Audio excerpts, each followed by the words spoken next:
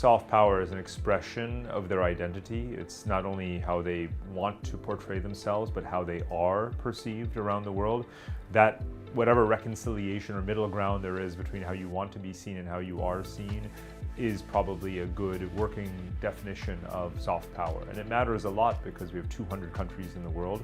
It's intensely competitive in terms of where people want to travel, where they want to study, who they want to trade and do business with, all of those things. And so soft power is really in the mix as one of the key things that shapes a national identity. Well, I think we actually have been in a phase of hyper-globalization. The world remains very globalized. It's really a shift or maybe a mild reduction from this incredibly intense baseline that has people worried about fragmentation. The truth is that globalization remains incredibly resilient by almost any conceivable measure. One of the things I remind people is that if you're pessimistic about globalization, it probably means that you yourself, meaning your country or your company or you as an individual, are just outside of those flows that are actually thriving and expanding and redirecting all the time. So yes, you can have fragmentation and globalization occurring simultaneously. You can have fragmentation in categories of goods like industrials or energy, but you can have hyper-globalization accelerating and amplifying in technology, software, and social media. In fact, that's exactly what's happening right now. Well, let's remember that we never really had global free trade, right? China pursued industrial policy and tariffs and subsidies, mercantilism for decades. Maybe before Asian countries were part of the trading system, you could say that trade was free, but then it wasn't global because it only became global when it included all the countries in the world. Now that you have all the countries in the world participating, that coincides with trade no longer being so free. So did you ever really have global free trade is something we should ask ourselves.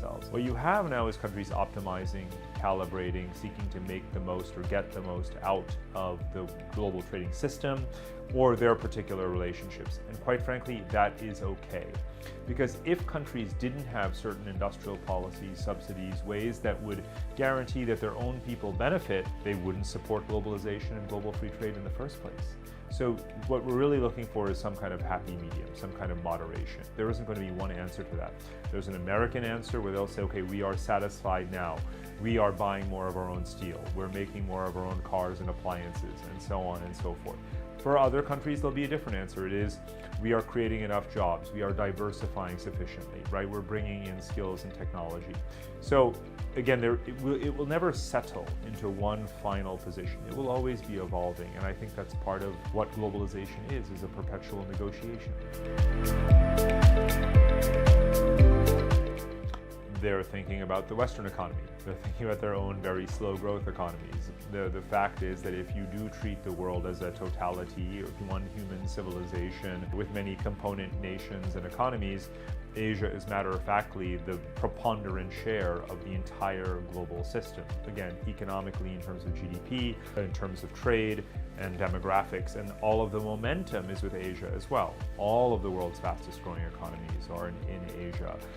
So I don't think it's really subject to debate. The only question is, again, are you part of the trade webs and relationships that emerge from or that connect to Asia? If you're not, you're bound to feel like you're cut off or that you are losing ground because you have.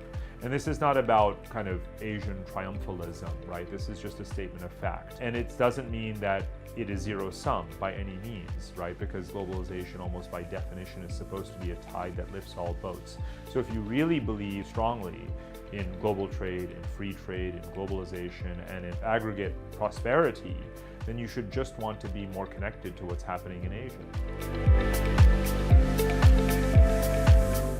Well, the broader Arab world, from Morocco through to Syria and Iraq, or what people may call the greater Middle East in general, that includes even Turkey and Iran, for example, this whole swath The stable node at the hub of all of this is, of course, the Gulf countries, the GCC economies, Saudi Arabia, the UAE, and so forth. And they play a very important role. They punch above their weight, so to speak. They're critical in global commodities markets. They're geographically so central as a crossroads between Europe, Asia, and Africa. And they are diversifying their economies and attracting knowledge workers and talent and so on and so forth. So I do think that they can play a stabilizing role in their region and beyond. And that is what they're doing at the moment. And I hope that they can continue to expand their role, most of all for the benefit of the 450 million people of that region. And then I think that that would actually wind up reducing friction and increasing flows between these great continents and regions that are really driving the future.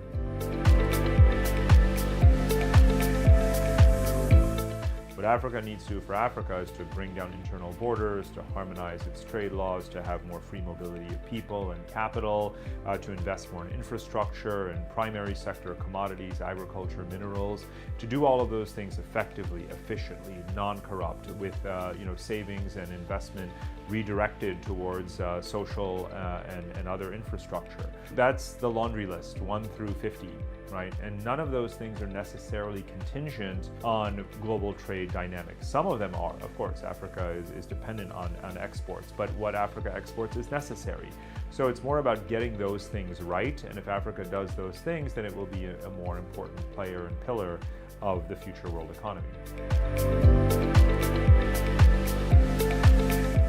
Well, benchmarking is very important because individuals and countries are inherently competitive, right? And they need to be motivated. And so seeing their neighbors, their rivals, their icons, their role models perform well, not only motivates them to want to do better, but it makes them sort of look under the hood and see, well, what are the specific indicators and metrics? Where am I weaker than the other? What can I do better?